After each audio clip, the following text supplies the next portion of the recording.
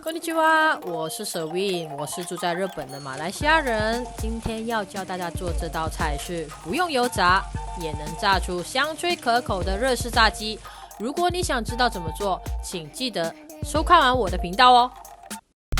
欢迎收看育儿日本料理。今天吃什么？孩子说了算。好，首先介绍今天的材料，很简单，只需鸡腿肉2个。鸡腿肉切块，大人吃的话，大块口感会比较好；小孩的话，小块比较容易入口哦。我家大概切5厘米左右。切块的时候要注意，别把鸡皮和肉分开。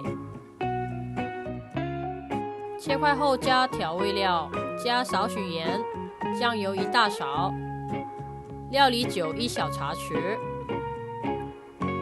蒜泥1小茶匙，姜末1小茶匙。加调味料后均匀的搅拌一下，用油脂去掉水分。这部分要注意一下，有水分的话就能炸出香脆的口感哦。最后加淀粉4大勺，淀粉可以防止鸡肉的水分流失，如果还有水分的话，就再加些淀粉。像这样全体被淀粉包围着的感觉就 OK 咯。好，我的炸鸡是用平面锅炸的，我这个平面锅是不会烧焦，如果你怕烧焦的话，可以放一点点油。将切好的鸡块皮向下一块块的放进平面锅，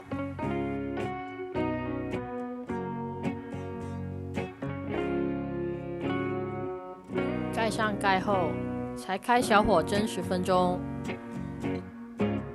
好，我利用这段时间去洗碗和晒衣服去，待会见哦。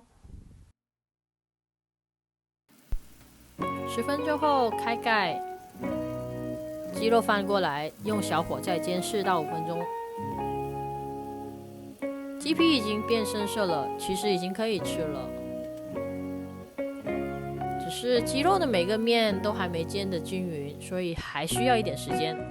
最后开大火煎1分钟左右，将鸡肉各面煎得香脆，尤其是鸡皮。因为开着大火，小心别煎焦哦。煎好后，将肉放在盘上休息5分钟，皮一定要向上，这样油才会往肉滴下去，皮才会变得香脆哦。让鸡肉大概休息5分钟就可以上菜咯。好，我们的日式炸鸡完成了，日文叫卡拉ゲ。你喜欢我做的卡拉ゲ吗？如果你也喜欢我的频道，请记得订阅哦。